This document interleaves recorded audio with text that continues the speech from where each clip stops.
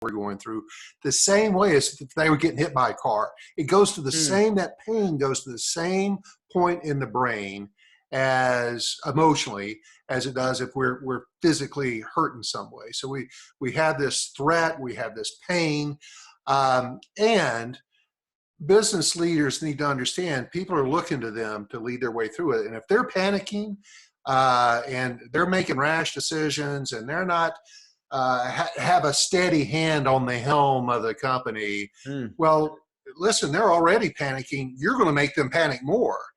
And I've had this conversation, and one of the reasons why I was interested in watching this webinar is I wasn't fully prepared. I kind of knew, but I wasn't fully prepared to explain why this phenomenon keeps coming up. And I don't know whether you've seen it with your team or not, but people right now are in such a high level of threat because their world's been turned on its ear, and this pain's going on in their brain. It's like a hurricane's coming at them, and it's at their door.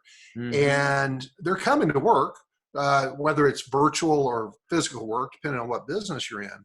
But it's like they're coming to work sick. And the conversation I've had, in fact, I had it just yesterday with a business owner, is, man, you know, business is down 50%. I've kept everybody employed. It's slow, and we're making more mistakes than we've ever made. We've got more screw ups than we've ever had. I don't get it. People are lazy, and I was like, gosh, it just doesn't make any sense at all. So I sought out an expert, and this expert says, listen, our brains are really stressed out right now. And people are showing up for work because that's how they've got to make money, but they're showing up with one hand tied behind their back. They're sick. They're mentally, like they're coming to work with not the COVID-19, but with the flu, and trying to work their way through. And cognitively, God, I got that out. Cognitively, I like that word. They're restrained. They're slower, including business owners, by the way, but they're just slower. They don't make decisions. They don't think things through as well as they normally do. So you're going to see more mistakes potentially. But you lessen those mistakes, Mr. or Mrs. Business Owner, if you are a steady hand at the helm. If they can look at you and say, oh, 100%. It's going to be okay, because Trevor is acting like everything's going to be okay. And you said it really best at the opening of all this. It's going to be okay. But you know, it's different. It's change, and we as humans hate change. But in the end, we're going to come out and it's going to be fine. We don't know what it looks like. It's kind of a big mystery right now. We know our world's gotten turned onto its head, but we're for the most part going to be fine. We'll figure it out. We always do. And if you go about life with a positive optimism, I don't necessarily want a positive attitude. I want positive optimism. And knowing that whatever comes out, we're going to deal with. Let's deal with it today. Let's be comfortable with what we've got as best we can. Try to keep things on schedule. Try to keep things as normal as we possibly can. Just don't freak out. Yeah, and that's something that because I've been hit up, a bit from other owners, entrepreneurs, people that, they're worried about their job. It's like worry. The one thing that I'm trying to do with me and my team is let's worry about today. Let's worry about now. We can't control when the government will lift this. We can't control if people want to defer payments or not sign. But like, what can you do as an owner, as a team? So something that I'm actually really learning during this time is we were behind on a lot of our big ideas, like our Google AdWords, our website, our brochures. We finally made a webinar. I've been wanting to do it for 3 years, literally. And because this happened, our team now has time to work on that. We are creating employee spotlight films where we're not trying to sell our videos. We're trying to sell us. Like, hey, I'm human. I love what I do. So use this time to work on stuff you wouldn't have had time to work on. Yeah. Listen, you're an expert at telling stories. It's a great time for you to be buffing up on your story, right?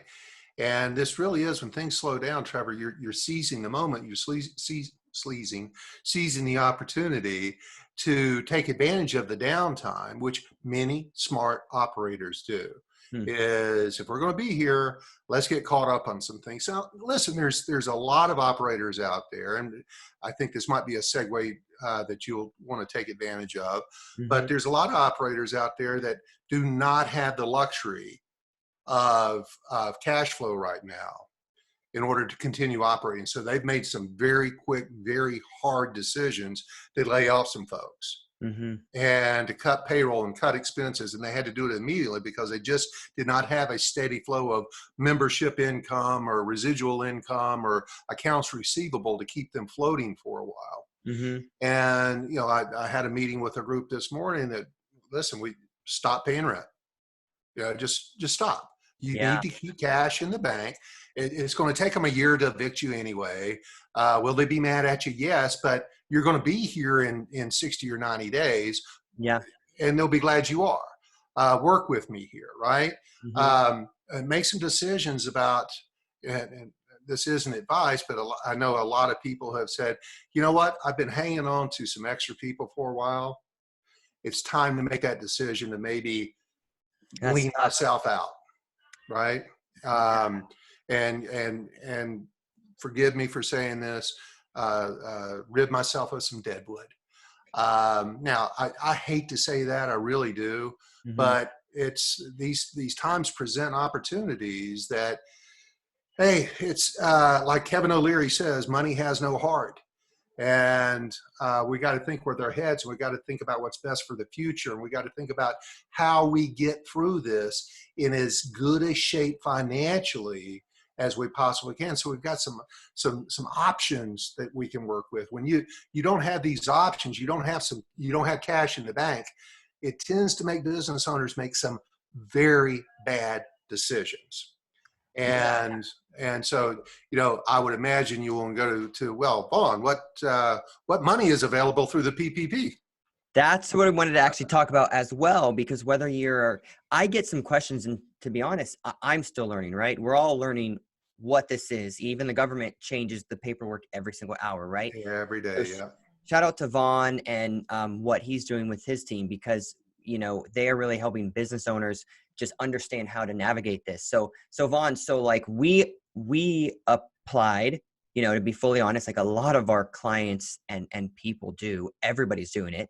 We applied for the PPP loan, right? So the government is shutting down private business. So they're saying, hey, let me help you out, right? To keep your people employed, right? So what is someone's first step? Like, where do they even start with that if they didn't know that existed? Yeah, your business bank is the best place to start. Hmm. And almost every bank is participating to some level on this.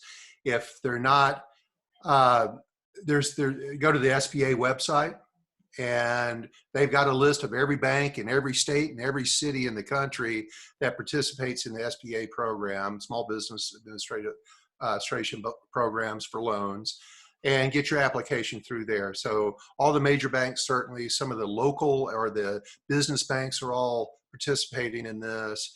They want to get that money into as many business owners' hands as they possibly can, because you think about the outcome of all this. We've gone from almost full employment to 10% unemployment in 2 weeks. 10% of the American population is without jobs today. And the government is trying to, and that could be very punitive in not too many weeks if we don't start getting some folks back onto the payrolls and employed and busy again. Mm-hmm. And so they put out the $365 billion. Well, listen, in the first week, that's already gotten taken up. So today, I think they're agreeing Yeah. to another 250 billion to put into that. I think they're looking at another $1 trillion. So it'd be a total package of $3 trillion for, including the first one. But it's your money. Yeah. It's go get it. So go to your bank. I bank with BOA. I think you do the same thing. Yeah. And right on their page is, hey, come get it. Here's your application. So take advantage of that. And the beauty of it is if you get approved and you get the money, and it's 2.5 times your payroll, your monthly payroll. Hmm. They'll loan you that money. You can use that money to keep your folks employed. It's got to be for payroll. You can use it for your rent. You can use it for overhead, utilities, Yeah. that sort of thing. Hmm. You can't just put it in your pocket. But and they're going to come back and audit you in a few months and say, hey, as long as you kept 90% of your payroll intact, and that includes you as a independent contractor Yep. or a sole proprietor, as long as you're 90% there in a few months, that loan goes away. And the thing is, it should be simple, right? But nothing's ever simple, right? So what I found out, at least with B of A, I went into and let me actually, we're Facebook Live right now, so we're going to turn off my light because it is killing my eyes. We're Facebook Live. We're going to run with it. Is when I went into the bank, they kind of didn't know what to say. Then I got an email from Bank of America saying, sign up. I did, waited 3 business days. Honestly, if they say 5, it's going to take 8. Like, it's just what it is. Got an email to upload documents. So same thing. Any advice for people out there? I mean, I'm sure you got the B of A. The documents contradict each other. So you have to fill it out. Like, one of them said to not include rent. One of them said to include rent. I recommended what you said, and I actually called B of A too because someone called me. Include rent in it, they need to see something. So we had to get our 940, a lot of paperwork. It took me about an hour and a half to get all of it. But if you have a good payroll person, it should be just automatically ready. Yeah. So Just get your quarterly payroll reports, your 940 somethings, I think they are. yeah, 940, 941, and Yeah. yeah, And shoot those over. That's all they need. And you should be keeping those on file anyway. But who does? yeah, But unless you're an accountant. But shoot those over too. It's a really simple process. We applied for it too. Why not? yeah. And it's just cash. And we'd like to be able to keep our business going at full throttle, just Yeah. like anybody watching this would. Yeah, and it's one of those things, like, we're during this time, whether you work for yourself, whether you're a small team, whether you're a big team, like, to kind of I would lie if I say it doesn't bug me when, like, people just watch Netflix all day. It's like, what can you do? What can you learn? What can you work on? Especially if you're a business owner, like, take this time to work on something. So, like with us, like we were saying, we're figuring out things we didn't even know was wrong. I'm realizing, can we come out leaner after all this? Do I really need Hulu, Netflix, Showtime, HBO? I mean, it's making us all just think, which is, I trying to flip things to a positive, which is kind of cool, because I would have never examined all this unless this happened. So, yeah. Yeah. So, and so to your point, Trevor, and I don't want to talk like I'm a CPA, because I'm not. Mhm. But if you've got any kind of accounting software, QuickBooks or whatever, you need to do a cash flow analysis for the next 6 months. And you need to understand where, if you've got some receivables and you got some jobs that are still working, you still got some flow of income, you need to understand where you're going to be over the next 6 months. Mhm. And then anything you don't have to pay, anything that's not a roof over your head, or keep the lights on, or an internet connection, get rid of it. Mhm. Cancel it. It'll be there when you've got the money to come back to it. And I've even advised some of my clients to stop paying rent. Just call your landlord and say, hey, I'll pay you later. I'm just not paying you now. I've got to keep cash in the bank. And you know what? Some landlords, and I think most landlords, will understand that. You've been a good tenant. You've paid your rent on time. And listen, it'd take them a year to evict you anyway. Let's just be realistic about it. But keep that cash. Hang on to cash. Mhm. Don't let your pride pay more bills than you have to in this situation that we're in right now. Get leaned up. And to your point, Trevor, the back in my corporate life during the 2008 recession, our business dropped off 50% like that. And we made the necessary reductions in waste, but we invested our time while it was slow, just like you're doing. So Mhm. you're really smart in looking for ways we can just get better. And Yeah. in the end, 2008 to date in that company's history was the most profitable year in their history because we found $50 here and $500 there and $1,000 here and $10 there. And you start adding all this up and it's significant money. And when we came out of the recession or started moving out of the recession, it took a while. We were leaner, we were smarter, we were better operators, we were better business people Love because that. we had gone through it. That's the optimism. We're all going to be better because of this. Yeah, and that's the I love that. I'm a very optimistic person. You could tell me the worst news, I'd say, cool, how did I learn from it? What can we change? Like I mean, I know a lot of people aren't like that, but it's like my number one job as the business owner is honestly to keep my team working, keep them paid. So, we stopped a lot of subscriptions, same thing with the rent. It's like, how do you keep your loyal people that you need to keep the engine running? That's the key, that you need to keep the engine running. That's the unfortunate truth, right? And so all of this is like, we will come out better, leaner, and honestly more smart than we were because this happened. So I always try and flip everything. Like, it sucks, we lost out on some deals, just like everybody in the economy did. Everybody, unless like you're Slack or somebody that benefited from, which that's not a bad thing. We need Slack, we need Zoom, right? But most people lost out on a lot of deals, right? So Vaughn, to kind of wrap on this, what is one final piece of advice if somebody's listening that's like, if they're a business owner, because I think that's where you help people the most out, what would you really tell them to kind of get through this? Yeah, so take advantage of the opportunities you have right now financially through the CARES Act and the PPP program. Do something. Don't sit on the sidelines. Get with your bank, get with a bank, do something, go get in line for this money.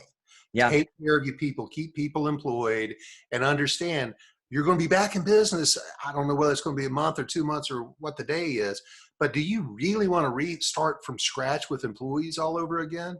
Probably not. A good way of looking at that. Hang on to them, hang on Yeah. to them, and think a little bit about today. You got to deal with today, but always with a steady eye on tomorrow. And actually, one final question, because I have a lot of friends that are contractors and sole proprietorships, and I didn't know the answer to it because we're an LLC.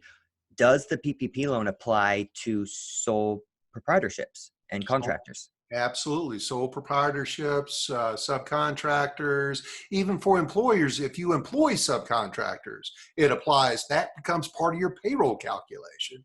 There's just no lose to this other than if you don't go apply for it. Yeah. Awesome. Well, to sum it up, if you, Vaughn, do you want to kind of give us your contact info if people want to reach out for some questions? Sure, absolutely. It's my name's Vaughn Sigmund. They can contact me at my first name, Vaughn, that's VAUGHN, at RDL Training, and then my Southern Ease is coming out, rdltraining.com, or look me up on LinkedIn. I'm the only Vaughn Sigmund in the world, so that's spelled SIGMON. Reach out to me if you've got any kind of question. I'm not charging for these conversations. I just love to be able to talk to you. If you'd like to call me, email me, set up a phone call, love to be able to do it. They can call me at 714-421-6498.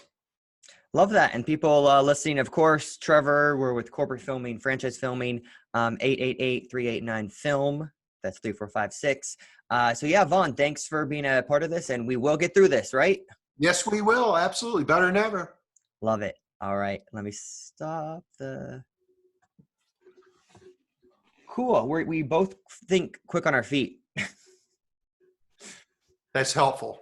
I know. Imagine if we both were awkward and waiting for someone else to talk. Let me make sure we're not live streaming. That'd be funny if we still were. Yeah, it'd be an outtake. It does show that we're still recording, but I don't know whether we're live recording. Yeah, but not live. No, we're good. So yeah, that's. Will you send me a copy of this, please, sir? Yeah, I wish, Vaughn. I wish this would get so watched on LinkedIn if this was able to be on LinkedIn. So well, you can post it as a video on LinkedIn. Yeah. Which Vaughn, by the way, we're definitely off the live stream now. The webinar, man, we got over 25 people watching it. Like, I'm not bugging them. I'm letting them sit for a couple days before saying hi. I think you got an automated email asking what you thought of the webinar. So that shit's expensive though, Vaughn. It's like $100 a month. The webinar? But I wanted it to be pre-recorded, and he goes to do pre-recorded. He wasn't lying. I don't imagine me being able to go live every week. You know what I mean? Like, I mean, maybe. Well, listen, I think I've seen a bunch of Zoom webinars that were recorded and just posted as a webinar. Yeah. Because I'm grabbing people that went to our franchise page and I'm remarketing them on Facebook. So it's very nichey. It's 5 tips to drive your franchise sales here. So, yeah, we got 3 leads from it actually. Webinar, and it came from the webinar. So it's kind of cool. So, but yeah, no, Vaughn, excited to be the part of the thing tomorrow. I'm going home to see family. While I have you, this is not why I got it. I know, could we quickly get a quick, because I love that you said 100,000 ROI or 6 figures. Could I have you just say something? Zoom is very in now, right? I would put this on the website. I'll be like, hey, Vaughn, we did a video for you. Tell us about it. What was the ROI? Would that be okay? Yeah, let me turn my light back on. Okay. Because what I'm trying to do, Vaughn, is on the front page of my website, I want to say our clients have found over 4,500,000. Like, so I'm tallying yours and GoMini's and everyone else's. So, cool. Let me do this.